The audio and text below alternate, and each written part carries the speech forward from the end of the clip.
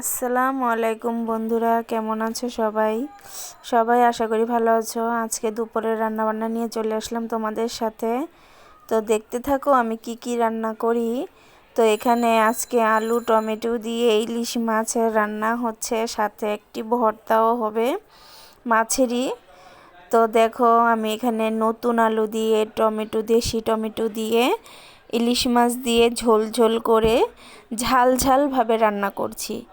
এই খাবারটা আমার ছেলের খুব পছন্দ। তো এই তো রান্না করছি, দেখতে থাকো। এই যে আলুগুলো ভাজা হয়ে গেল, একটু তেলে ভেজে নিয়েছি যাতে একটু ভালো লাগে আর কি তরকারিটা।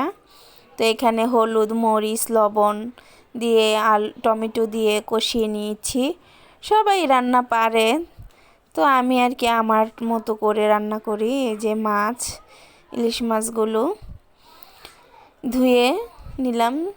এখন এই যে তরকারিতে ঝোল দিয়ে দিচ্ছি।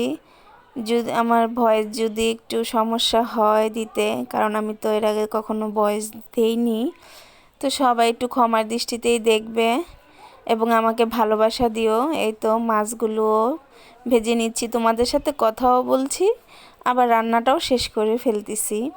এই তো মাছও ভাজতেছি। দেখো ইলিশ মাছ ভাজা। তো কার কার পছন্দ ইলিশ মাছ ভাজা? আমি জানি বাঙালির সবাই ইলিশ মাছ ভাজা পছন্দ করে। তো এই তো ইলিশ মাছ ভাজতেছি,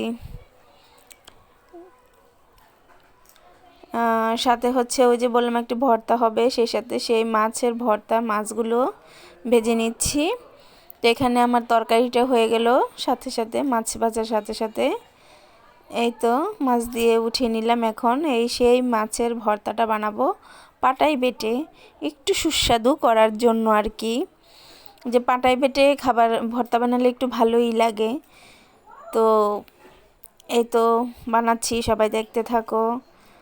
আর আবারও আমি বলছি, আমি যেহেতু নতুন, একটু আমার ভুলই হতে পারে ভিডিওতে বা ভয়েসে, সেজন্য সবাই আমাকে ক্ষমা করো।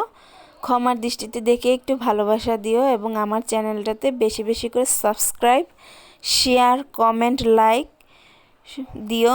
আমার ফেসবুকেও আমি নতুন এবং ইউটিউবেও নতুন, সবাই আমার পাশে থেকো। এই তো আমার ভর্তা বানানো হয়ে গেছে, এখন একটু সরিষার তেল দিয়ে মেখে নিচ্ছি যেন গ্রান আসে। এই তো আমার ভর্তার শেষ লুক। তো সবাই ভালো থেকো, আল্লাহ হাফেজ।